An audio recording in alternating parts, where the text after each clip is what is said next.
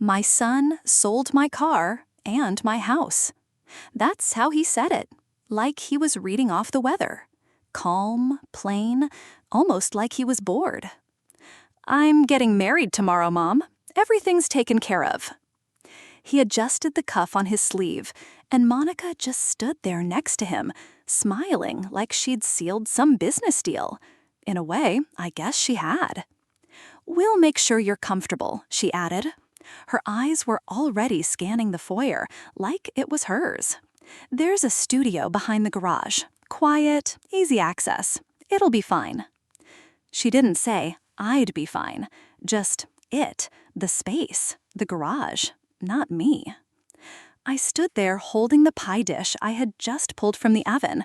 Coconut cream. Zach always hated that one. But I didn't bake it for him this time. I didn't say a word. Not yet. The whole room smelled like cinnamon, fresh mopped floors, and something else I couldn't quite scrub out. Betrayal. That's when he said it, looked right into my eyes, and said it like it was some kind of farewell blessing. You're just an empty woman now. I don't know what I expected. Maybe a flicker of guilt, some hesitation.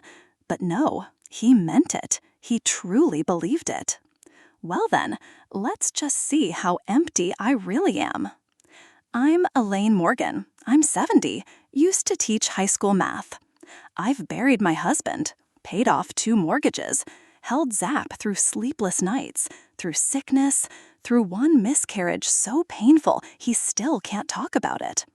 I've been called worse than empty. And unlike Zach, I know exactly what a woman with nothing left can still do. They left not long after. Monica mumbled something about rehearsal dinner plans, then set a folded piece of paper on the table near the door. Directions to the garage unit, like I was some distant cousin flying in for a weekend visit. I didn't walk them out. Instead, I emptied the casserole into some Tupperware and stacked the dishes by the sink. My hands were steady, still. I moved through that house like I wasn't putting away dishes, but closing up memories. By sundown, the whole place felt like a shell. Everything echoed. The sound of drawer handles, the click of the thermostat, even the soft pop in my knees when I bent down. I made a cup of instant coffee, but I didn't drink it. I just held it to feel something warm. Then I went into my room, shut the door, and locked it. From the back of the closet, I pulled down the velvet box. I hadn't opened it in months, not since Lena stopped calling. Inside was the updated will, still unsigned, tucked in right beside a list I'd written the night Harold passed. I whispered to no one, "Not yet." Then I lay down in my coat, not because I was cold, but because I needed to be ready, in case I had to leave in the middle of the night, in case they decided to tuck me away like one of those old Christmas ornaments Zach never let me hang anymore. Outside, the wind shifted, and inside, I started writing a different kind of list. It started with the practical stuff, things like where to keep my winter coats, how to transfer my pharmacy records, who still stocked that brand of instant coffee Harold liked before he gave up caffeine for good. But honestly, I didn't make that list to get organized. I made it so I wouldn't fall apart. While Zach and Monica were off in Napa, clinking champagne glasses under twinkle lights, I was standing in line at the DMV. The place smelled like vinyl and boredom. The clerk helping me couldn't have been more than 20. She kept looking at her screen, hesitating like she wanted to say something but didn't know how. Then she gave this tight, polite smile and said, "Looks like your son handled most of this online. Just need your signature here, ma'am." So I signed. My hand was steady. I remembered that summer when Zach learned fractions by tracking miles per gallon in that car's logbook. He hated math, but he loved driving. He was 12 and always full of questions. What's torque? What's horsepower? What does this button do? I taught him everything I could. Now it was all just paperwork, one form, one signature, just convenience. After that, I went to the storage unit. It was a 10 by 10 space with a metal door and a padlock I picked up for under $9 at Walgreens. The manager there looked like he was in his 60s, friendly guy with a comb-over, cheerful in that kind of forced customer service way. He suggested I think about renting a climate-controlled unit in case I had fragile things like photos or documents. I smiled and said thank you, but no, I didn't have fragile things anymore. What I had left were just leftovers. The boxes were full of yearbooks, old sheets, a ceramic bird Ruth gave me years ago, and a recipe binder with a broken clasp. I called Zach from the parking lot. It rang once, then went to voicemail. "Hey, it's Mom. I just wanted to check in. Let me know when you..." I stopped myself, swallowed the rest, and hung up. Not 10 minutes later, Monica texted me. "We'll send over a mattress soon. Hope the garage has enough outlets." Heart emoji. I just stared at that little heart blinking on my cracked phone screen. It felt like a joke I wasn't in on. Back at home, or whatever was left of it, I sat on the porch with a mug of hot water and powdered creamer. The coffee tasted like cardboard. The wind carried this faint smell of motor oil and fresh-cut grass. I watched the sun lean slow across the neighbor's roofline. The velvet box was still in my cardigan pocket.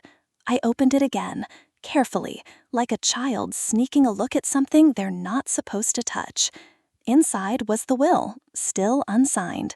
The same one Harold and I talked about over pie one Thanksgiving, back when the kids were still kind and the world hadn't grown so sharp.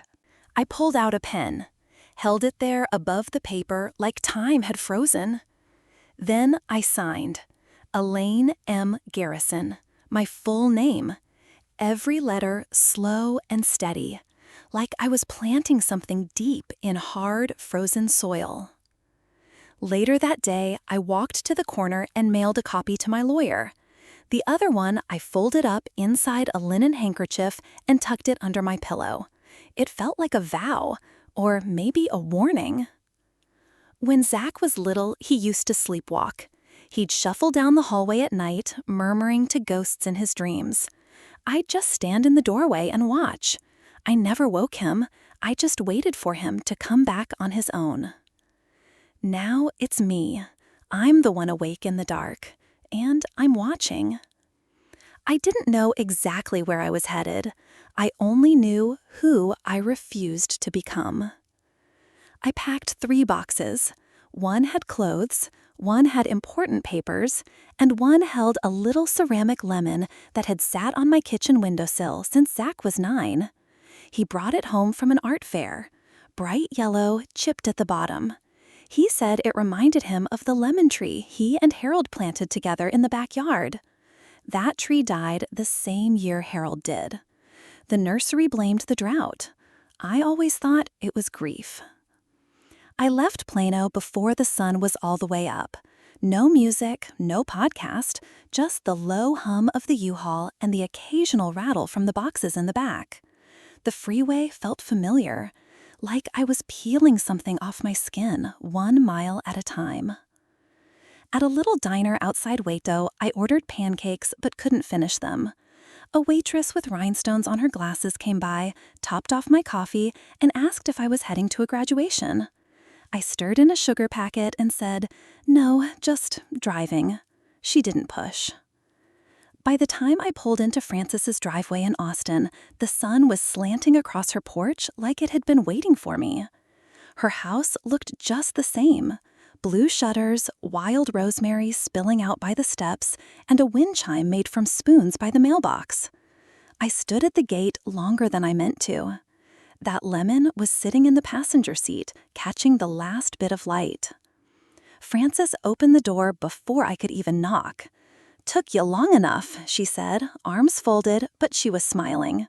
Her reading glasses were perched up on her head, and her earrings didn't match. I held up a hand. "Just a few weeks. I don't want to impose."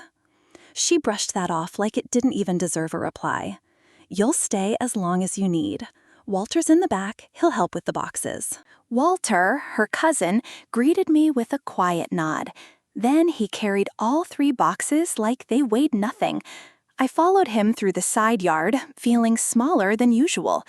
Once everything was stacked neatly in the spare room, Frances handed me a cup of mint tea and led me out to the porch. She didn't ask a single question. We just sat. The wood beneath our chairs creaked softly. A cicada buzzed nearby. Frances pulled her shawl a little tighter and hummed something I didn't recognize. After a while, I finally said it. He called me an empty woman. She tilted her head and took a sip of tea. Well, she said, time to fill up again then. That was all. No lecture, no pity, just the truth, placed gently between us like a plate of fruit. That night, in a room that smelled like cedar and old books, I picked up my phone. Zach's number lit up the screen. I knew those digits like a lullaby. I didn't hesitate out of anger. It was just habit. Then I pressed delete, and I slept through the night for the first time in weeks. The next morning, while we ate oatmeal with sliced peaches, Frances handed me a flyer. It had a picture of a little brick building with flower boxes in the windows. Senior studio apartment available, walkable to library. I didn't say anything. I just held it in both hands like it might float away if I let go. Maybe roots aren't as important as direction, and maybe the sour things in life, if you keep them long enough, become part of your home. A ceramic lemon on a windowsill, a name deleted, a new beginning. If any part of this feels familiar to you, packing up, starting over, letting go of people you thought would never let go of you, I want you to know you're not alone. I'd love to hear your story in the comments. Maybe you've been the one to leave, or maybe you were the one left behind. Either way, I'm here and I'm listening. And if you're still with me, I hope you'll stay. There's more to come. Things I never thought I'd try, people I never thought I'd meet, and a version of myself I almost forgot existed. Go ahead and subscribe if you'd like to walk this road with me. It's quieter than I expected, but not so lonely anymore. The studio was smaller than my old laundry room. That was the first thing I thought as Frances and Walter helped me carry the last box up the narrow stairs. The ceiling fan wobbled every time it turned, and the linoleum tiles didn't match at all, like someone picked them up from 5 different discount bins. But the front door was painted a cheerful yellow, and for some reason, that felt like a welcome, the kind that doesn't ask permission. Mrs. Vasquez handed me the keys with a tired smile that didn't quite reach her eyes. She wiped her forehead with a folded napkin and said, "You'll get used to the heat." Then she leaned in a little and added, "Don't mind Myrna next door. She'll ask your blood type before your last name." Inside, the place smelled like lemon cleaner and old books, sweet in a way that tugged at something familiar. It reminded me of those spring cleaning Saturdays when Zach was still little and thought chores were fun. I remember Monica saying once, loud enough for me to hear, "She'll be fine anywhere as long as there's a microwave." I didn't laugh then, I still don't, but I set that little microwave on the counter, plugged it in, and stood there for a moment longer than I needed to, like that small act proved something. That first night, I slept on a narrow twin bed with scratchy donated sheets and a blanket that didn't quite reach my feet. I cracked the window open to let in the June breeze and the sound of cicadas and distant lawnmowers. It wasn't comfortable, not yet, but it was mine. The next morning, I rearranged my books by the author's first name. No reason, just because I could. Frances stopped by with a dish rack from Dollar Tree and a smile that didn't come with questions. Walter brought over a curtain rod he'd made from a broom handle and a couple of zip ties. We laughed when it collapsed twice before finally holding. I hadn't laughed like that in a long time. Light, easy. That afternoon, I opened the mailbox for the first time. There was a plain white envelope, no return address. Inside, a card with a watercolor painting of a lighthouse and 4 printed words. "Thinking of you." No handwriting, no name, but I didn't need one. The weight of those 4 words was colder than the air conditioning. I dropped it in the trash without a second thought, but then something made me pull it back out. Maybe curiosity, maybe just old habit. I tore it clean in half and threw it away again. This time, it stayed there. Later that week, I painted the doorframe a soft yellow, a little deeper than the original, a little warmer. I didn't have painter's tape. The brush was old. I didn't care. It was the first thing I'd done in months just because I wanted to. It wasn't fancy. It wasn't perfect. But it was mine. That night, I made mint tea in the chipped mug I brought from Plano and sat by the window. The streetlight flickered against the sidewalk. Somewhere outside, a cat knocked over a trash bin. And right at 6 o'clock, I heard the Jeopardy theme coming through the wall from Myrna's apartment. At dawn, birdsong woke me. I sat up, still half asleep, just in time to see a red cardinal land on the window railing. It tilted its head, stayed there long enough for me to notice, then flew off without a sound. It felt like a little nudge, not a sign, just a reminder that freedom doesn't always stay, but sometimes it visits. I didn't know exactly what it meant, but I smiled anyway. People always assume revenge comes with shouting, throwing plates, storming out with a packed suitcase. Mine didn't make a sound. It looked like paperwork, stacked neatly, quietly notarized, and sealed inside a manila folder that clicked shut with finality. It was the 4th of July.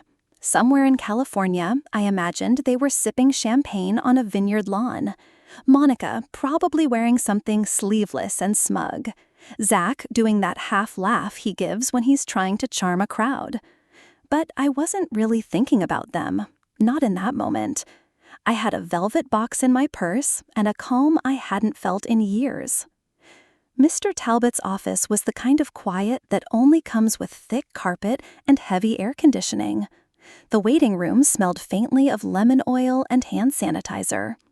There were a few AARP magazines stacked neatly next to a sad little fern that had clearly seen better days. He met me at the door with a simple nod. "Ms. Barnett, right on time." "I try not to waste anyone's," I said, and handed him the velvet box. Inside was the new will, folded underneath a notarized power of attorney. He took it like it was something sacred. "You're certain?" he asked, but he already knew the answer. "They made it easy," I said. My voice was steady. It didn't need to shake. I sat across from him as he went through the documents. Outside, I could hear the faint hum of downtown traffic, softened by thick windows. Fireworks would start soon, but all I could hear was the slow turning of pages and the quiet scratch of his pen. When he finally looked up, his face didn't give anything away, but it was respectful. "I'll file everything this week," he said. "Emergency contacts updated, medical directive adjusted. Zachary and Monica will no longer have any legal access to your affairs." "Good," I nodded. "If I end up unconscious, I'd rather the nurse pull a name out of a hat before calling them." He almost smiled at that. While I waited for the elevator, I noticed a younger woman across the lobby arguing into her phone. She looked exhausted in a way I recognized, the kind of tired you feel when you keep trying to please people who never notice. I almost said something kind to her, but I didn't. Not today. Back at the studio, I made myself a sandwich, turkey and mustard on the last 2 slices of wheat bread. I sat by the window, watching the occasional burst of fireworks scatter across the sky. I didn't feel like celebrating. I wasn't angry either. I just felt like a lock had finally clicked shut, and this time I was on the inside, safe. The voicemail came at 11:12 p.m. "You've gone too far, Mom. This isn't just some little tantrum. You're being vindictive. You're not the woman who raised me." I listened to the silence that came after. Then I whispered to the room, "Exactly." I pressed delete. Then I blocked his number. The red light on the voicemail box blinked once. Then it stopped. Afterward, I stood barefoot in the kitchen. The cool linoleum grounded me. The fridge hummed softly. Outside the window, that same cardinal chirped again. 3 quick notes, then quiet. I turned off the light and sat for a while in the dark. Not because I was sad, just because silence felt earned tonight. People always think strength looks like noise, but sometimes it's just the soft click of a button. I used to think starting over would feel loud, like a trumpet blast, something dramatic, fireworks maybe, a bold declaration. But that's not how it came. It came quietly, like water just beginning to boil on the stove, the scrape of a chair on mismatched tile, a grocery list written in small, careful handwriting. No more family-size anything. No frozen waffles for kids who stopped coming around. The first time I made coffee in my new place, I cried. Not a big cry, just one of those moments where everything presses in too close, too fast. The kettle hissed like it remembered something, and I stood there, one hand on the counter, holding back tears over a cup of plain old Folgers. Harold used to say, "It's never too late unless you're buried." I think I'm finally starting to believe that. By August, the mornings had gotten warmer, but I still found myself waking up earlier. I started keeping a notebook by the window. Nothing fancy, just small things. What time the squirrel jumped between the branches, the scent of the soap Mrs. Vasquez uses in the hallway bathroom. I wasn't trying to write anything important. I just wanted to practice noticing again. Frances dropped by with mint from her garden. Myrna left lemons at my door without a word. I didn't ask why. Sometimes kindness shows up like that, quiet and unannounced. Walter came to fix the faucet. He wouldn't take any money, but he left a crossword book on the table, said it keeps the brain sharp. That night, I did 3 puzzles before dinner. I found myself circling words like resilient and courage, words I used to think only belonged to people stronger than me. One afternoon, I walked into a little cafe down the street. They had iced hibiscus tea and a loyalty punch card with a cartoon cat wearing glasses. No one asked who I was, no one stared. That felt like freedom. By the register, there was a flyer that caught my eye. Silent Book Club. Come read, no pressure. I wrote my name on the sign-up sheet, but I haven't gone yet. Maybe next week. Maybe. Later, I wandered into a used bookstore. The kind where the floors creak with every step, like they remember each person who's ever passed through. I saw a little girl stacking picture books near the front. Her mother was flipping through a paperback. She didn't notice, but I did. For a split second, I saw baby Elaine, my granddaughter.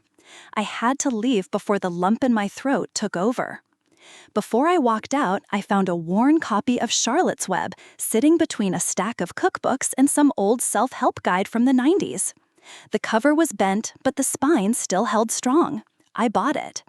When I got home, I picked up a pen, blue ink, and wrote on the first page, "Property of Elaine M." Not for anyone else, not for passing down, just for me.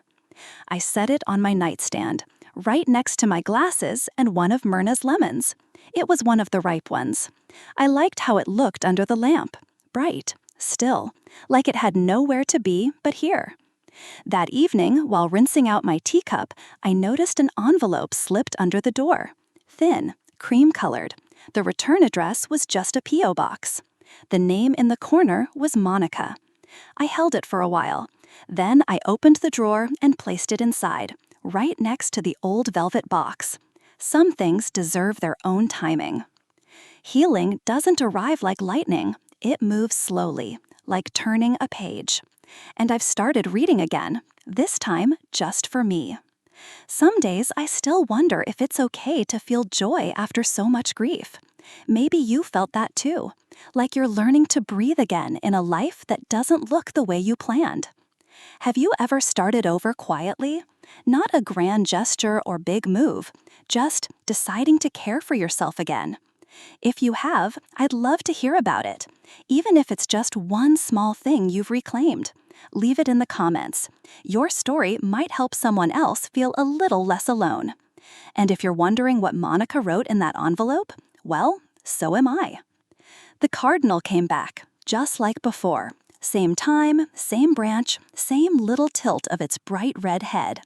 It landed on the fence outside my window, like it had something to tell me. I set my tea down and just watched. Funny how something so small could hold my attention longer than most full conversations ever did. And if you're wondering what Monica wrote in that envelope, well, so am I. The cardinal came back, just like before. Same time, same branch, same little tilt of its bright red head. It landed on the fence outside my window, like it had something to tell me. I set my tea down and just watched. Funny how something so small could hold my attention longer than most full conversations ever did. It was just a bird, but it stayed, and so did I. I've started writing again. Nothing big.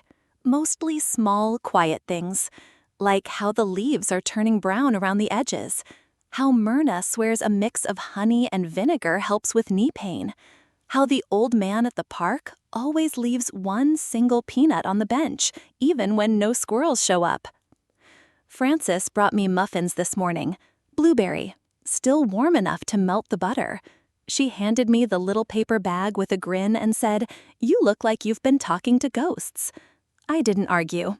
Some mornings, it does feel like I've been in conversation with someone I used to be. Sometimes I write questions I don't expect to answer, like, why did I let him believe I had no edges? Or, what part of me stopped asking for what I needed? Or just, how long have I been this quiet? I keep my journal by the window, right next to the bird guide Myrna gave me. She circled the cardinal with pink highlighter. Northern cardinal, known for loyalty and a territorial song. I'm not so sure about the loyalty part, but it keeps coming back, and it sings like it means it. Today, I brought my sketch pad to the park, just a few pencils, an eraser, and a thermos of green tea.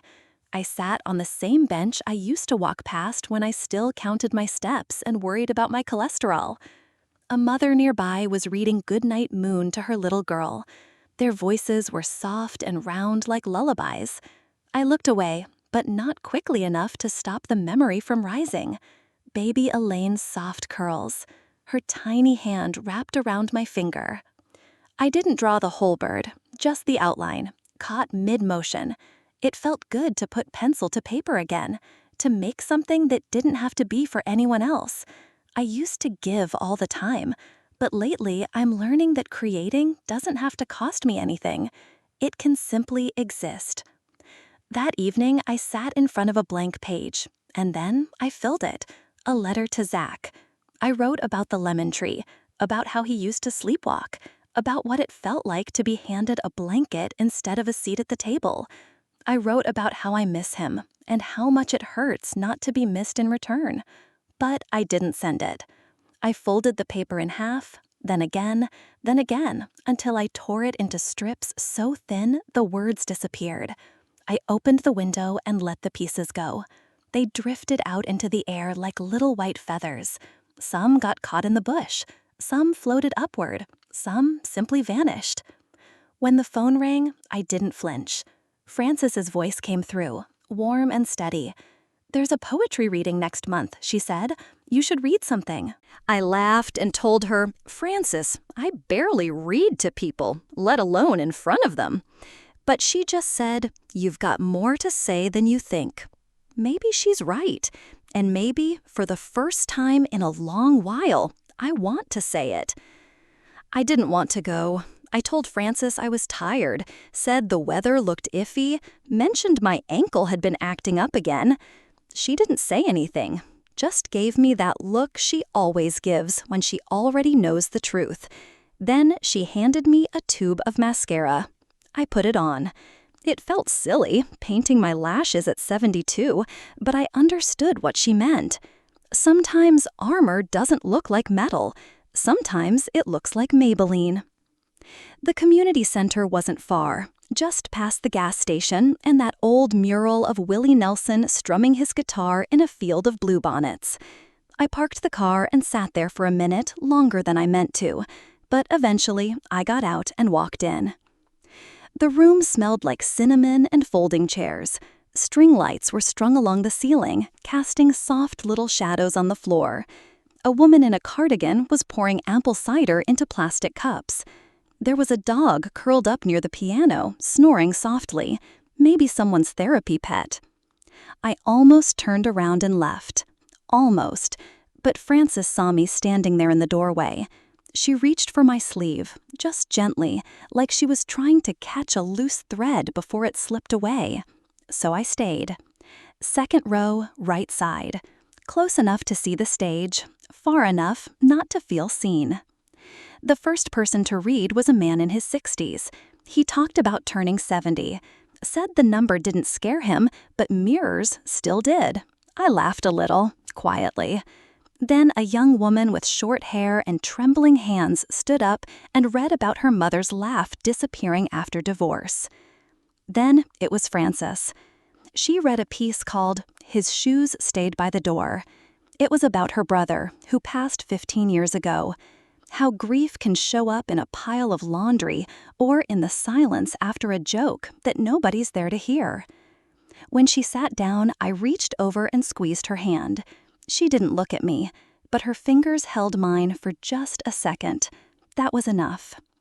Walter went next. His poem was about dentures and peach cobbler and forgetting where you left both. People laughed, the kind of laugh that comes from deep in your belly. I found myself grinning. Then Tina stood up. She worked at the cafe I'd started going to. Couldn't have been more than 25. Chipped nail polish, a voice like warm gravel. Her poem was raw. It was about a breakup, about reclaiming your own name after someone's used it like it belonged to them. I didn't even notice I'd been nodding until she looked up and met my eyes. Her voice didn't shake. Later, during intermission, she came over. "That was you nodding during my piece, right?" she asked, her voice low. "Thanks, it helped." I nodded again, slower this time. "You wrote truth," I told her. "That's brave." She smiled like she wasn't used to hearing that. Maybe neither of us was. Back home, the room still felt full of other people's voices. Their words hung there like echoes. I sat on the edge of the bed and opened my journal, just stared at the blank page for a while. Then I wrote, carefully, "Empty is a shape, not a judgment." I underlined it once, closed the book, and for the first time in years, I didn't feel like a guest inside myself. The envelope was plain, no name, just a return address, typed in small gray font. I almost tossed it in with the grocery ads and that coupon for tires I didn't need. But something about how neat it looked, the weight of the paper, made me pause. I opened it slowly, not because I was nervous, but because I already knew. People who send letters like that aren't looking for conversation. They're looking for a reaction. It was from Monica, or at least it had her fingerprints all over it. The tone was smooth, distant. She used phrases like financial misunderstandings and future clarity. She brought up our mutual interests and suggested a sit-down to reach resolution. The word sorry never appeared, not once. But the phrase "Zach and I agree" showed up twice, and that told me everything I needed to know. I turned on the radio. Some old jazz station was playing something soft, mostly saxophone and rain. Outside, the wind picked up. Dry leaves brushed against the glass. I stared at the letter for a little while, then set it down on the table. I didn't fold it. I just let it lie there. Later that evening, Frances came by. She brought leftover lentil stew and half a pecan pie from Walter's birthday. After dinner, I showed her the letter.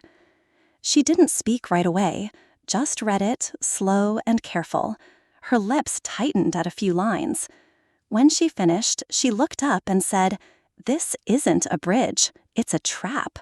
Then, after a beat, she added, "It's an erasure attempt in disguise." I didn't need her to explain. I knew exactly what she meant. There are all kinds of erasure. Some show up as shouting. Others come wrapped in legal paper and polite language. But they all try to do the same thing. They want to make you doubt your own memory of the truth. I sat with that thought for a while, not just the letter, but the pattern behind it. All those small undoings that built up into this one moment. I thought about the excuses I'd made over the years, blamed it on stress, said things like, they're just young, or they mean well. Then I looked at the shredder by my desk, picked up the letter, and slid it in without a word. It whirred softly as the blades turned, slicing the page into trembling little strips. I didn't look away. After Francis left, I opened my journal. I didn't write much, just one line. Some silences are sacred. I underlined sacred twice. Then I turned the radio down, refilled my tea. Outside, the sky had turned a little more blue than black, like the day wasn't quite ready to end. And that's when I heard it again. Birdsong, soft but certain. I stepped to the window, and there they were, 2 cardinals, one sitting on the fence, the other just above it in the tree. They didn't flutter or sing, they just looked. One tilted its head, and for half a second, I swear, I felt seen. I didn't cry. I didn't smile either. I just stood there, warm cup in hand, listening. Some letters come with demands. Some arrivals don't ask for anything at all. If you've ever kept quiet, not out of fear, but because peace meant more than being right, tell me, I wonder how many of us have learned to choose silence as a kind of strength. And if you've ever looked out your window and felt something watching over you, even just for a second, what did you see? Frances invited me to Thanksgiving. I told her no, said I didn't want to intrude, told her I'd be fine at home, maybe even grateful for the quiet. She didn't push, just smiled through the phone and said, there'll be room at the table, just in case. That morning, I baked a coconut cream pie, not because anyone asked, and definitely not because Zach ever liked it. He once called it too old-fashioned when I made it for his birthday. But the recipe card was still there in the drawer, creased at the corners, speckled with Emilla, written in Harold's blocky handwriting. That felt like reason enough. I showed up late. The pie was warm in my lap, my hands wrapped around the tim like it might keep me steady. My fingers trembled when I knocked. Frances opened the door and didn't say a word. She just reached for me, pulled me in, and whispered, I knew you'd come. Her house smelled like cinnamon and warm potatoes. The table was a beautiful kind of mess. Hand-painted mugs, folding chairs, paper napkins with cartoon turkeys. Someone had forgotten to thaw the rolls, and nobody cared. Walter stood by the kitchen telling jokes so bad they circled back around to funny. Tina, that young poet from the reading, gave me a shy little wave. Myrna was already seated, her Jell-O dish untouched but shimmering like a quiet protest. We went around the table, and each shared one memory we were thankful for. Frances spoke about her brother's laugh. Walter said he was grateful his knees still bent most mornings. Tina talked about her grandmother's garden in Ohio and how she used to press rosemary under her pillows. When it was my turn, the words came slowly. I said, the sound of my own breath in a place that's mine. No one rushed to fill the silence, just soft nods. Tina reached under the table and gently squeezed my hand. After dinner, she read a poem she'd written. It was about women who outlived their usefulness in other people's eyes and still became something bright. I laughed at a line about stubbornness being genetic, not a bitter laugh, the kind that shakes something loose. As we packed up leftovers, Frances stood beside me at the sink, drying plates. She looked over and said, "You're not the empty one." Her voice didn't shake. I didn't argue. I didn't cry. I just nodded, because sometimes agreeing is the kindest thing you can do. That night, back in my studio, I made tea and stood by the window while it steeped. The pie tin sat empty on the counter. No leftovers. That felt like a kind of healing, too. I opened my journal and wrote one line. What if I forget myself, too? Then I underlined it, twice, not to make it loud, just to make it true. Outside, the wind carried the last leaves down the sidewalk in little spirals. Inside, I curled up in the yellow armchair by the window, listening to the quiet rhythm of being full. Not loud, not perfect, but full. In January, I made a list. Not a grocery list, not a reminder for errands or bills, just a list, just for me, and for once, none of it was in bold. I used a blue pen, the same kind I used to keep in the junk drawer back in Plano. I wrote slowly. Each word landed on the page like a quiet promise.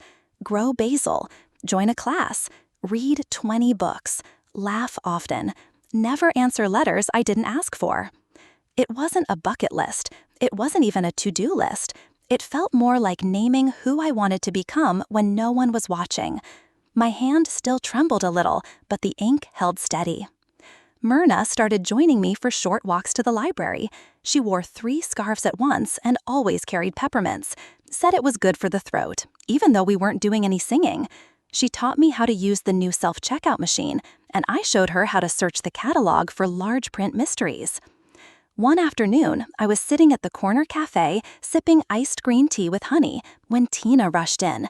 She looked flustered, balancing a binder and 2 tote bags. She blurted out, "You ever think about mentoring? We've got a teen writing group. You'd be perfect." I didn't say yes, but I didn't say no either. Later that day, I opened a box I hadn't touched since I moved. Zach's old yearbooks were inside. I flipped through them slowly. Most of the faces were strangers. The pages were filled with scribbled notes and teenage handwriting. And there, tucked between them, was a young boy's smile I used to guard like treasure. I kept one photo, just one. Then I closed the lid and dropped the rest off at the donation bin by the thrift store. It didn't feel harsh, it felt clean. That same week, I signed up to volunteer with the after-school storytelling group. The librarian called me Miss Elaine in front of the kids, and someone, maybe a 5th grader, maybe a whisper from above, said it again when I helped them find a book about oceans. Miss Elaine. It fit like a cardigan I hadn't worn in years. That night, I stood at my kitchen table and crossed off the last line for January. Speak without apology. I'd done it that morning when I shared my opinion on a story idea. I didn't start with just my thought. I didn't water it down. And no one flinched. No one corrected me. I didn't shrink. While I poured tea, a white envelope slid through the mail slot. I recognized the font before I even picked it up. Smooth linen paper. Too formal. A wedding announcement. Zach and Monica were getting married again, this time in Greece. I looked at it for a moment. Not long, just long enough. Then I set it aside, lit a lavender candle, and opened my book. The steam from my cup rose like a quiet blessing, soft and unasked for. Outside, the sky turned that pale January blue. Inside, I chose to stay, chose to keep building the list, one small joy at a time. Spring came earlier than usual, not loud or showy, just a quiet kind of bloom that slipped in through the window screens and made the air smell faintly of honeysuckle and something that felt like old hope. The birds followed, not just one, not 2, 3 cardinals now. Maybe that was a coincidence, or maybe I'm finally learning how to stay open. I'd been rehearsing my piece for 2 weeks. Empty is a shape. Just saying the title still made my palms sweat, but in a way that felt alive. Francis read it and gave me one simple nod, which meant more than any long string of praise. Myrna circled the date on her fridge calendar and underlined it twice. Tina texted me, asking if she should bring cookies or if we were just embracing our raw nerves. I wore a blouse that matched my front door, soft yellow, the color of lemon cream or dandelions right before someone makes a wish. That morning, I pressed the collar flat and ran my fingers across the fabric until it stopped wrinkling. That felt symbolic too. By the time I got to the community center, the room was buzzing. Kids darted between folding chairs. Paper programs were taped to the walls, some of them crooked. Frances greeted me with that steady look she always has. Walter wore a tie with tiny books on it, and Myrna had brought a plastic container full of lemon squares. No one had the heart to turn them down. They called my name sooner than I expected. I stepped up onto the foldable stage. My hand gripped the edge of the podium a little tighter than it probably needed to. The lights weren't harsh, but they softened the room just enough that I couldn't see the faces clearly. That helped. I found my place on the page, took a breath, and started reading. The words didn't come out perfect. My voice caught once, right around the part where I talked about losing what was never really mine. But I didn't stop. I didn't apologize. Halfway through, my hands stopped shaking. When I reached the last line, I used to be a woman who waited. Now I plant. The silence that followed wrapped around me like something whole. Then came the applause. Not just polite, it was warm. The kind that says, "We see you now." Frances met me at the bottom of the steps. She didn't say, "Good job," or "You were brave." She just held me close and whispered, "You know what you did tonight?" I leaned into her and said, "I stayed." Later, I walked home alone. The sky was a soft lavender, fading fast. The air had cooled just enough to carry the sound of gravel beneath my shoes. Somewhere above, birds were still singing. I didn't count how many. I just listened. At the corner, I stopped beside a patch of grass and hummed along. Off-key, quiet, but steady. No words, just rhythm, just me. Back in my studio, I didn't write in my journal. I didn't light a candle. I didn't scroll through voicemails or make tea. I just sat by the window. The cardinals came back, settling on their branch like always. I let them be. I didn't get my son back, but I got myself. And that, I'm learning, is a kind of ending that doesn't need fixing. It just needs living. There were no fireworks, just birdsong, and that quiet kind of joy that comes when you finally feel like you belong to yourself again. Sometimes the hardest part isn't letting go. It's deciding to grow in a place no one expected you to. I used to think family meant staying no matter what. Now, I believe love begins with listening.